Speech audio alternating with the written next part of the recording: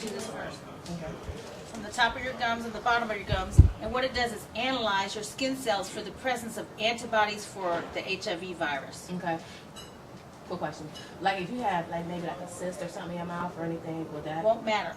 What it's doing is analyzing for the presence of antibodies your body would produce after 3 months of catching the virus to show that you're actually fighting the HIV virus. Okay. This process for the antibodies to develop takes about 3 months in mostly all people. Some people it could show up sooner, some people about 3 months.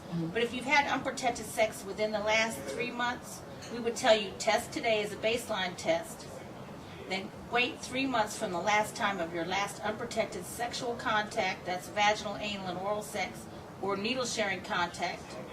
And it could be tattoo needles or any type of needle or something that could pierce the skin that could have blood product on it.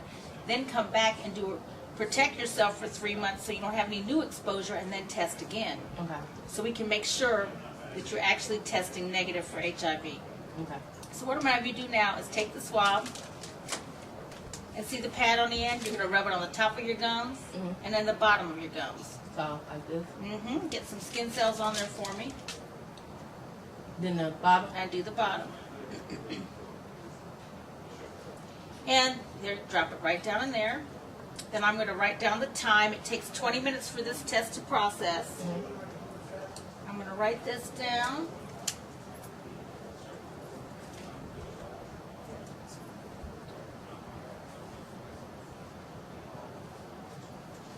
It takes 20 minutes for the test to process. We're only testing for HIV with this test. We are not testing for any other sexually transmitted disease.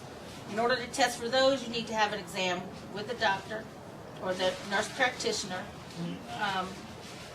We do recommend annual HIV testing if you're sexually active. The CDC, or the Center for Disease Control and Prevention, is an organization in Atlanta that is responsible for the healthcare recommendations for the nation. And they recommend HIV testing annually for every sexually active person. And among African Americans, the rate of HIV is actually the highest rate of infection right now. While African Americans comprise 12% of the population in the United States, they comprise over 52% of the new HIV infections. So, 12% of the population, but half of the infections. Contributing factors to this is stigma. A lot of African Americans may not believe that HIV can happen in their community. They think it's the gay white community. For so many years, people said, oh, it's gay white men, or it's prostitutes, or it's people that use needles. It couldn't be any of us. But HIV has moved slowly into the heterosexual population. And if you have someone that's got multiple sex partners, they need to protect themselves and they need to protect their partners. If you have a partner, if a male has sex partners that are both male and female, and he has multiple sex partners, he's going to put his female partners at risk. A woman that has multiple sex partners, she's going to put herself at more risk. The more sex partners you have, the higher the risk. However, it only takes one partner for you to get infected. And for women, since we have a vagina, and a vagina is a mucous membrane, it's easier for the vaginal cavity to be, the skin to be broken, or a sore or rash to occur from an STD like chlamydia or gonorrhea, that if the skin is rubbed away, or the person has HIV and there's another STD up inside that person, and the person with HIV ejaculates in there, it's easier for the semen that's infected with the HIV to get up into the bloodstream of a woman. A man, the penis is skin. So basically, the skin, it's going to be harder for that to break. Like the inside of your mouth, that's kind of like what a vagina is, but it's even more sensitive. But a penis is skin. You basically can rub it, bang it, you know. Not much is going to happen to it. It could be abrased, but not the same way. So women are just, by our design, our physiology, we're more at risk for catching HIV. And anyone that receives anal sex. Cuts, tears occur a lot receiving anal sex. You really need to be aware and use protection. Have a condom available. Always have condoms available. There is nothing wrong with a condom. Hand washing and condom are some of the two most effective health disease prevention activities we can do. There's a stigma with a condom. I remember going into a classroom with some kids, and I went to hand a condom to a young lady. If I can get it open. I went to hand her the condom, and she's like, ew! She said, ew, I don't want to touch it. I said, why? You think it's dirty? Yeah, it's nasty. I said, what do you think's living on their penis? It could be covered in bacteria, which there's some natural bacteria, which is healthy. But it could be a bacteria such as a chlamydia, a gonorrhea. We don't know. It could have herpes. It could have genital warts. You can't always see them, and there's not always symptoms with the main sexually transmitted diseases. The main sexually transmitted diseases that we're seeing on Central State and all campuses are your diseases like your chlamydia, which is the #1 STD, chlamydia. And then we're seeing we see gonorrhea too, genital warts, which is a virus.